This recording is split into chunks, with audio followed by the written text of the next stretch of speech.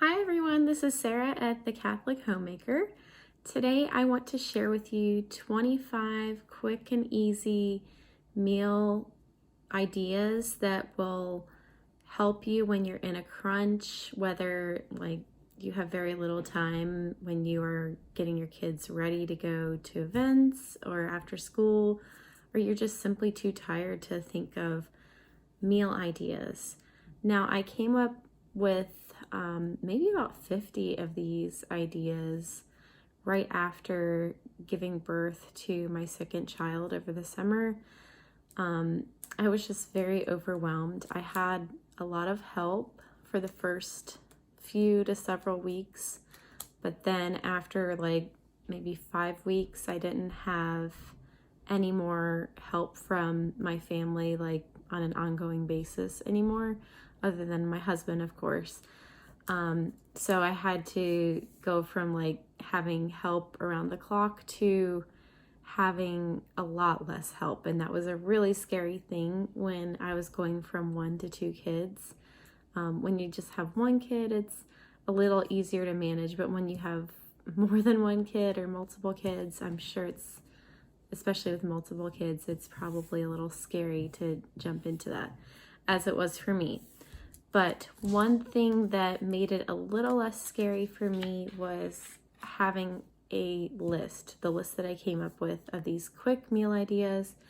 And many of them I already know how to cook, or they're just very simple. They don't necessarily require a recipe, or once you know the recipe, it's very easy to get the hang of. So I just wanted to give you those ideas in case you are struggling with that too. A lot of these are very easy to make or prepare and serve a crowd pretty well. So let's jump into them. First idea is baked salmon with vegetables, and that could be really any vegetable you want. I have asparagus, broccoli, cabbage, spinach, greens, etc. listed, and you can serve that with rice or baked potatoes or potato wedges, sweet potatoes. You kind of get the idea. It's very flexible, and I like to have multiple ideas in there in case I get bored of the one idea. Next one is sausage links or patties or ground sausage mixed with rice. On the side, you could have ground mustard with the sausage. And you can have it with peppers and onions or another vegetable that you like with it. And the next idea is baked chicken or baked chicken thighs or legs with vegetables, baked potatoes, rice. Gallo pinto is something that my husband grew up with, and basically it's just beans mixed with rice. There's a little bit more to it, but that's what they call it in Nicaragua. For leftovers, you could have chicken soup, you could have tacos, stir fry, pasta, fajitas, quesadillas. You get the idea. Number 4 is beef roast in a crock pot with vegetables and potatoes. And for leftovers, you could have soup, tacos, stir fry, pasta. Basically the same thing you do with the chicken. Next is pasta with ground beef sauce or sausage. Mac and cheese with barbecue pork or pulled pork mixed in or on the side with broccoli or another vegetable. Next is cabbage rolls, and you can have that with ground beef, chicken, or pork. Next is what is called a quick Indian dinner, and I learned this from Revived Kitchen. I have a few different recipes on my blog that are easy Indian recipes based on that template, and you can do that with, you start out with your choice of meat, which could be chicken, beef, pork, or lamb. I suppose you could probably even do it with fish if you wanted, or even another meat. And then you would serve it with rice or vegetable side, and you could have lentils or split peas with that as well. But I can certainly link to my recipes to give you ideas for quick Indian dinners. Quesadillas is another great quick recipe. Meatloaf and make it with organ meats. So a lot of the time I will put, whether it's meatloaf or something else with ground meat, I will put ground up organ meat in it, whether it's ground heart or a little bit of liver or pate into it, and you won't be able to taste it, especially if you don't overdo it on the organ meats and you put in the seasoning like herbs or spices into it. Next is meatballs, and I have Asian or Italian style meatballs listed so I don't get bored.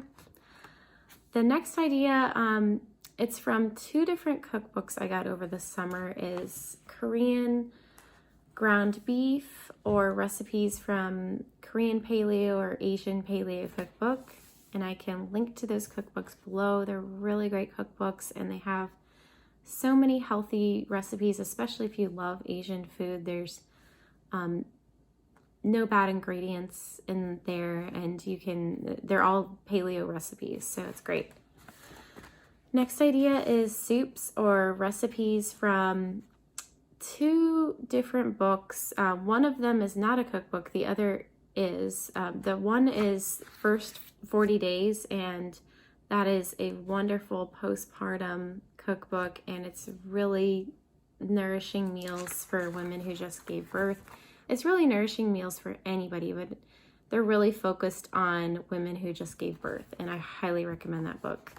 The next book is Nourishing Diets, and it's not necessarily a cookbook. It's by Sally Fallon Morell, but it has a lot of really great nourishing recipes in the back, and some of them are pretty simple to make, but they're also like really nutrient dense. So that's another important thing that I want in my life. And the great thing about Sally Fallon Morell's recipes is she makes the portions to be really great. So if you have a large family, or even if you don't have a large family, you could just make, you don't have to size it down. You could just freeze what you don't eat, and then you have a lot of ready-made meals ready for you.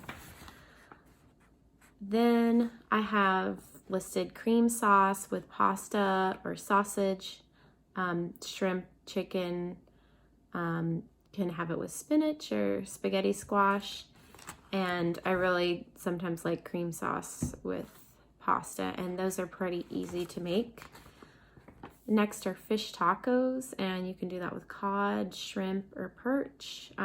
You could probably do it with a number of other shrimp, but those ones I especially like. We have an air fryer toaster oven, and so my idea was using the air fryer to make cod pieces or french fries, and that would be an easy meal, and you could easily serve it with a fermented vegetable or another vegetable as a side. Next one is very, very easy to make, and that's tuna melts with sauerkraut, salad, or other ferments.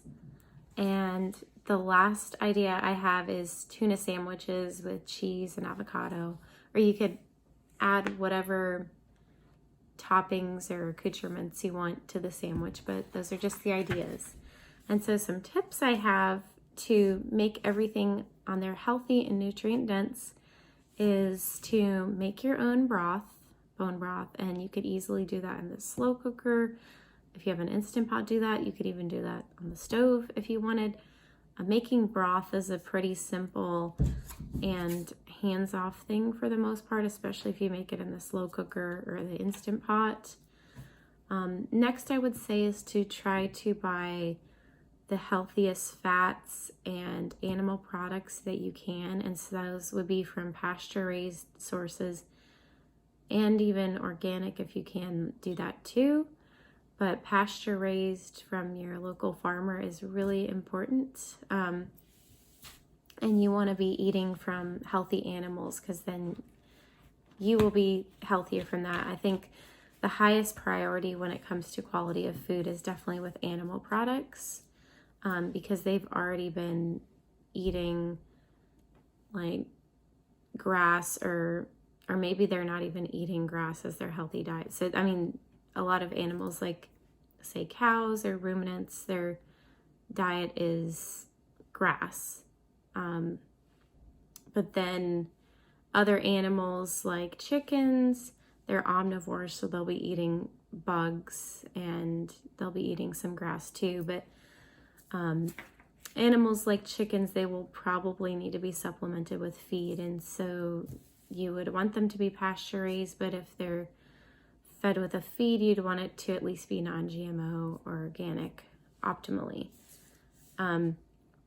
So make sure to try to get your eggs, your dairy products, and your meat from pasture-raised sources. And for fish, try to get it from wild-caught sources as well. Now, in my family, since fish is so expensive, I don't eat it as frequently, but the ideas I have for fish, they're less expensive fish, even if you get it wild-caught. Like tuna is a pretty inexpensive one if you're getting canned tuna, and cod, wild-caught cod, is usually pretty affordable as well.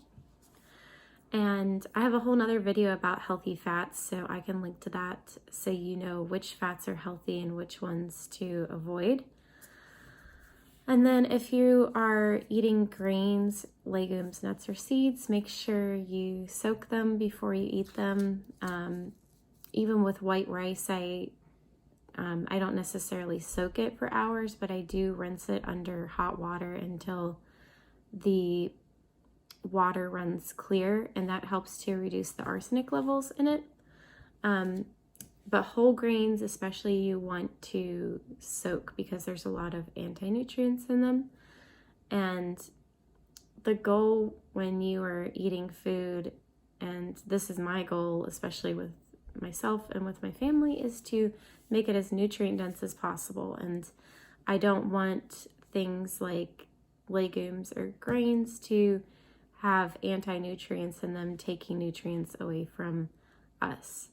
And so that's why I try to soak them in an acidic medium for at least 24 hours. And I've gotten in the habit of doing that, so it's a lot easier for me. It's easy for me to remember, or sometimes it's just easier to avoid them altogether if you can't remember it. So that's why people do something like the paleo diet. Another tip you can have is there are more convenience, healthier foods out there. Like there's a great company called Jovial, and they make pasta and sourdough crackers, among other things. But anything that is made with their grains or their flour, they actually soak their grains for 48 hours before milling them into pasta or into their flours. And so they're really healthy, and that's definitely more of a convenience item if you don't want to spend a whole lot of time cooking. They have sourdough crackers, and I love buying their sourdough crackers as a convenience item because if I were to make my own crackers, it just takes a lot more time. I have a cracker recipe, but I actually prefer to buy them now that they have a really good source, and it's made with organic flour and it's soaked. So I like to go for that and other convenience items like those as well. So also I would recommend just buying wholesome, healthy ingredients. If you're looking for sweeteners, try to stick with raw local honey or maple syrup. With your salt, go for a Himalayan salt or real salt or a Celtic sea salt. Those are some of the healthiest salts out there. And a lot of these things are just easy replacements. You're not doing anything drastic. You're just replacing your table salt with a healthier salt, but you're not changing the recipe itself. So those are the tips I have for eating healthier and nourishing yourself, especially for busy people or busy parents. And I hope that you have found these ideas to be helpful. I'd love to hear what you think, so let me know in the comments, and please give this video a thumbs up, hit that subscribe button, and hit the notification bell to know when I post. Until next time, bye!